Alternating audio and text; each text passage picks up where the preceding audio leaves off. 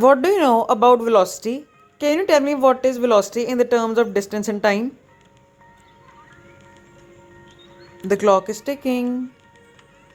Velocity is the distance covered in given amount of time. We are aware that velocity is a vector quantity and is direction aware. It's speed with direction. What about the standard unit for velocity? Any guesses?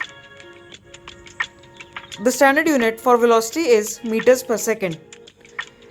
We have also learned that change in velocity is called acceleration, and the standard unit for acceleration is meters per second squared. It is the measure of the change in velocity, so an object moving in a straight line at constant speed has zero acceleration. Now, what we will see is the relation between all these when an object moves along a straight line with the uniform acceleration. These are the three important equations we come across in physics when we learn about motion.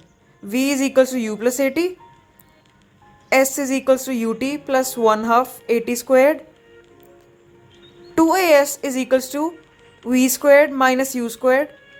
We will use u to denote initial velocity, v to denote final velocity, a for acceleration, t for time, and s for displacement or distance.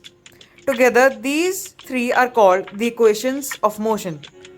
So when we are provided with certain data and we have to find the missing information, it is very easy to calculate the answer using these three equations.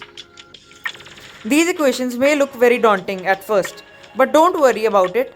The next few tutorials will make it very easy. We will use graphs to derive them, and that would help make it very clear and simple.